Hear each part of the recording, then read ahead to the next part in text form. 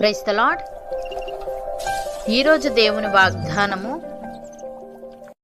కృపచూపుట నరుణ్ణి పరులకు ప్రియునిగా చేయును, అబద్ధికుని కంటే దరిద్రుడే మేలు. సామెతల గ్రంథము 19వ అధ్యాయము 22వ వచనము. సహోదరి సహోదరులారా, ఈ వాక్యం మన సామాజిక సంబంధాలలో, మన వ్యక్తిత్వ నిర్మాణంలో అత్యంత ప్రాముఖ్యమైన 2 నైతిక విలువలను నేర్పుతుంది. సమాజంలో మనుషుల ప్రేమను ఎలా సంపాదించుకోవాలో, అలాగే అబద్ధాల కంటే నిజాయితీ ఎంత శ్రేష్టమైనదో ఈ వచనం ఎంతో స్పష్టంగా వివరిస్తుంది. ఈ లోకంలో అందరికీ ఇష్టలుగా మారాలని, అందరి ప్రేమను పొందాలని చాలా మంది రకరకాల ప్రయత్నాలు చేస్తూ ఉంటారు.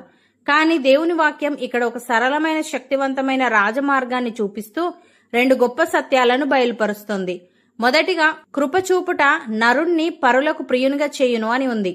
ఇక్కడ కృపచూపుట అంటే ఇతరుల పట్ల దయ, కనికరం మరియు ప్రేమను కలిగి ఉండడం.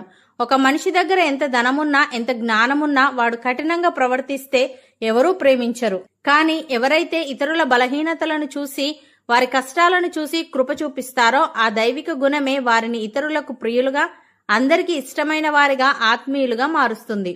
దయగల హృదయం మాట్లాడే మాటలు, చేసే పనులు మనుషుల హృదయాలను గెలుచుకుంటాయి.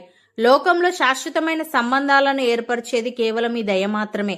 ఉదాహరణకు, యోనాతానుకు చేసిన వాగ్దానం ప్రకారం దావీదురాజు మెఫీబోషెతు పట్ల చూపిన కృప బైబిల్లో అత్యంత గొప్ప ఉదాహరణ. మెఫీబోషెతు అంగవైకల్యం ఉన్నవాడు, పైగా శత్రువైన సౌలు వంశానికి చెందినవాడు. చంపబడతానేమో అని భయపడిన మెఫీబోషెతుకు దావీదు తన సొంత కుమారునిగా గౌరవాన్ని ఇచ్చి తన బల్ల మీద భోజనం చేసే అవకాశం కల్పించాడు.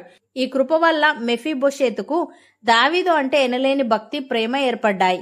అలాగే సమాజం రాళ్లతో కొట్టి చంపాలని చూసిన ఒక స్త్రీని యేసు తన కృపతో రక్షించాడు. నీ పాపములను నేను క్షమిస్తున్నాను, వెళ్ళు, ఇకను పాపము చేయకుము అని అన్న ఆయన మాటలు ఆమె హృదయాన్ని మార్చివేశాయి.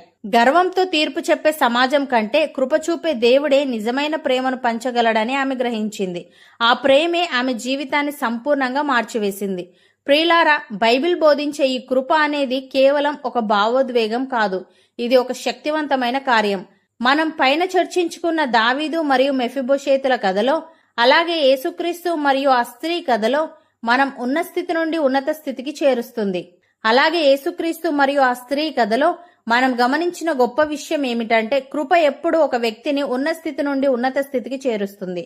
నిజానికి లోకంలో ధనం గౌరవాన్ని ఇవ్వవచ్చు, జ్ఞానం గుర్తింపును ఇవ్వవచ్చు, కానీ కేవలం కృప మాత్రమే హృదయాలను జయిస్తుంది. మనం ఇతరుల పట్ల చూపే చిన్నపాటి దయ వారి జీవితాల్లో మనం ఊహించని మార్పును తీసుకురాగలదు. రెండవదిగా, అబద్ధీకుని కంటే దరిద్రుడే మేలు అని ఉంది. ఇది మన క్యారెక్టర్ యొక్క విలువను చాటి చెప్తుంది. లోకంలో చాలా మంది తమ పరువు కోసం లేదా తాత్కాలిక లాభాల కోసం అబద్ధాలు ఆడుతూ గొప్పలు చెప్పుకుంటారు.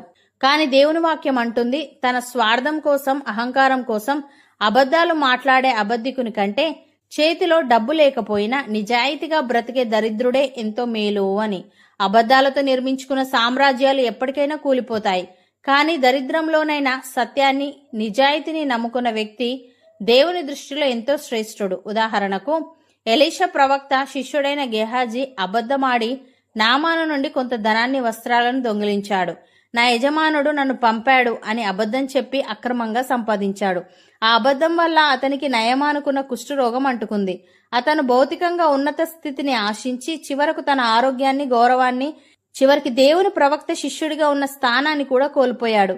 ఇక్కడ అబద్ధీకుడు ఎలా పతనమయ్యాడో స్పష్టంగా కనిపిస్తుంది. అలాగే ఆదిమ సంఘంలో వీరు తమ ఆస్తిని అమ్మిన ధనాన్ని దేవునికి ఇస్తామని చెప్పి అందులో కొంత దాచుకొని అంతా ఇచ్చేశామని అబద్ధమాడారు.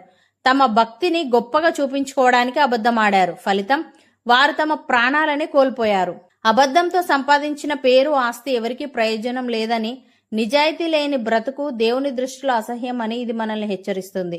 ప్రియులారా, మనుషులు ఎప్పుడూ తాత్కాలిక లాభాల కోసం, సమాజంలో గొప్పగా కనిపించడం కోసం అబద్ధాల బాట పడతారు. కానీ బైబిల్ హెచ్చరించే పాఠం ఒక్కటే, అబద్ధంతో సంపాదించిన ఐశ్వర్యం కంటే నిజాయితీతో గడిపే దరిద్రమే మిన్న. అబద్ధమాడి సంపాదించిన కోట్లు మనకు తాత్కాలిక భద్రతను ఇస్తాయేమో గాని మనశ్శాంతిని ఇవ్వలేవు. గేహాజీ, అననీయులు తాము సంపాదించుకున్న దానికంటే కోల్పోయినదే ఎక్కువ. వారు దేవుని సన్నిధిని, ఆరోగ్యాన్ని, చివరికి గౌరవాన్ని పోగొట్టుకున్నారు. ఒకవేళ మీ దగ్గర ధనం తక్కువగా ఉండవచ్చు, కానీ మీ మాట నిజమైతే, మీ ప్రవర్తన పారదర్శకంగా ఉంటే, మీరు దేవుని దృష్టిలో అత్యంత ధనికులు. ఎందుకంటే అబద్ధాలు నిర్మించేది ఇసుక మీద కట్టిన ఇల్లు లాంటిది. అవి ఎప్పుడైనా కూలిపోతాయి. కానీ సత్యం మీద నిర్మించుకున్న జీవితం శాశ్వతమైన పునాది మీద ఉంటుంది. సహోదరి సహోదరులారా, నేటి వాక్య భాగం మనకు 2 అమూల్యమైన పాఠాలను నేర్పుతుంది. 1, ఇతరులను గెలుచుకోవడానికి కృప. 2, మన ఆత్మను కాపాడుకోవడానికి నిజాయితీ.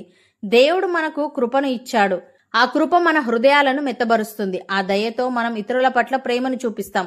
తద్వారా సమాజంలో మనం అందరికీ ప్రియులమవుతాం. అదే సమయంలో లోకం మనల్ని ఎంతగా ఒత్తిడి చేసినా లేదా ఎంతటి క్లిష్ట పరిస్థితి ఎదురైనా అబద్ధపు మార్గాన్ని ఎంచుకోకుండా దేవుని దృష్టిలో యథార్థంగా నిలబడమే నిజమైన విజయం. గుర్తుంచుకోండి, అబద్ధంతో నిర్మించుకున్న మేడల కంటే సత్యంతో వేసుకున్న పునాది ఎంతో బలమైనది. కృప మనల్ని అందరి దయకు పాత్రులనుగా చేస్తే, నిజాయితీ మనల్ని దేవుని కనుదృష్టిలో శ్రేష్ఠులుగా నిలబెడుతుంది. నమ్మిన వారు నాతో పాటు ప్రార్థనలో ఏకీభవించండి. పరిశుద్ధుడా, ప్రేమగల తండ్రి, కృపచూపుట నరుణ్ణి పరులకు ప్రియునిగా చేయునని, అబద్ధికుని కంటే దరిద్రుడే మేలని, దయగల హృదయం మాట్లాడే మాటలు, చేసే పనులు మనుషుల హృదయాలను గెలుచుకుంటాయని, లోకంలో శాశ్వతమైన బంధాలను ఏర్పరిచేది కేవలం ఈ దయ మాత్రమేనని నీవు సెలవిచ్చావు. తండ్రి, నీకు స్తుతులు. లోకంలో ధనం, గౌరవాన్ని, జ్ఞానాన్ని, గుర్తింపును ఇవ్వవచ్చు, కానీ కేవలం కృప మాత్రమే హృదయాలను జయిస్తుంది. గనుక మేం ఇతరుల పట్ల చూపే చిన్నపాటి దయ వారి జీవితాల్లో ఊహించని మార్పును తీసుకురాగలదు. గనుక మా దైనందిన జీవితంలోనూ, మా వృత్తిపరమైన బాధ్యతలలోనూ, మా కుటుంబ సంబంధాలలోనూ కఠినమైన స్వభావాన్ని విడిచిపెట్టి అందరి పట్ల నీవు చూపిన కృపను, దయను చూపే వారముగా మేముండుటకు సహాయము దయచేయమని, అబద్ధమాడి సంపాదించిన కోట్లు మాకు తాత్కాలిక భద్రతను ఇస్తాయేమో గాని మనశ్శాంతిని ఇవ్వలేవు. గనుక గేహాజీ, అననీయ, సప్పిరాలు తాము సంపాదించుకున్న దానికంటే కోల్పోయినది ఎక్కువ. గనుక మేము అబద్ధపు మార్గాలను పూర్తిగా విడిచిపెట్టి సత్యస్వరూపి అయిన నీకు ప్రీతికరంగా జీవిస్తూ సమాజంలో నీకు సాక్షులుగా నిలిచే వారంగా ఉండుటకు కృపచూపమని, ఈ వాగ్దానాన్ని నమ్మి ప్రార్థనలో ఏకీభవిస్తున్న ప్రతి ఒక్కరిని సత్యవంతులుగా, కృపగలిగిన వారిగా మార్చి, వారి నిజాయితీని లోకం గుర్తించేలా చేసి, వారిని అందరి దృష్టిలో ప్రియులుగా నిలవబెట్టమని యేసుక్రీస్తు నామమున ప్రార్థిస్తున్నాము తండ్రి. ఆమెన్.